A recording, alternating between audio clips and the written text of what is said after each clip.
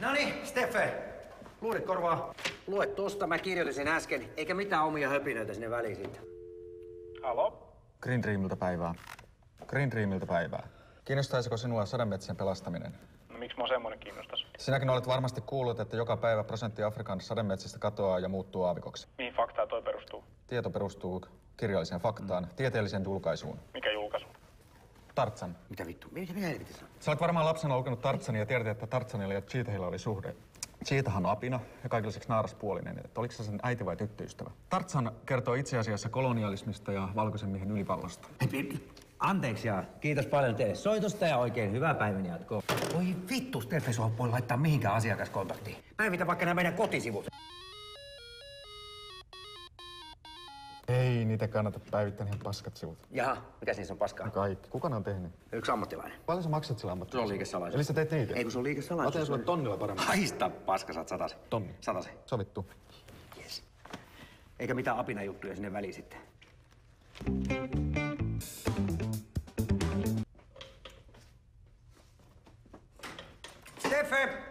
Steffe, en uskalla ehkä kysyä tätä, mutta mitä teet? Mä nukun. Tai koitan nukkua. Tää on semmonen koe, että voisiko nukkua seisaltaan, että menisi vähemmän tilaa.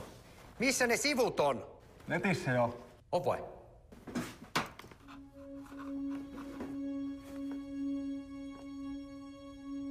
Tää on helvetin hyvä.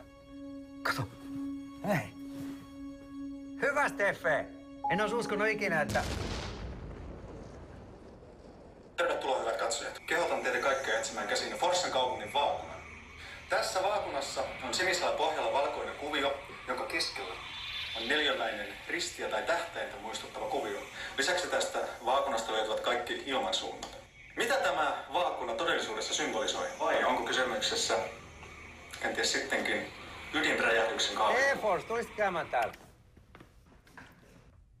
Sano mulle, hyvä mies, että mitä mun silmät äsken näki? Realismi.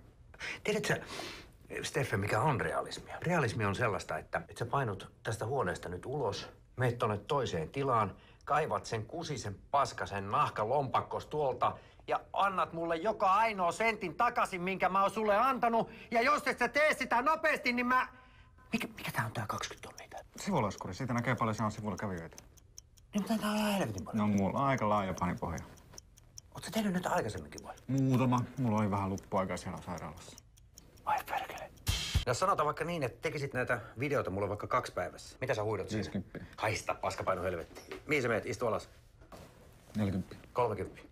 Viimeinen tarjous. 103. Kättä päälle. Sovittu. Mä kättelen. Ihan sama mulle. Me paukuttaa niitä horinoita. Jäikö koukkuu? En todellakaan. Mua kiinnosta yhtään nää sun mielisairaat tarinassa. Ainoa mikä kiinnostaa on tuo laskuri tuolla. Mihin mä tarjoin tuon laskuri tuolla koneella? 1500.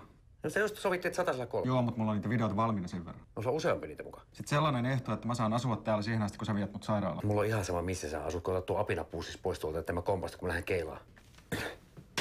Pano helvettiin sitten.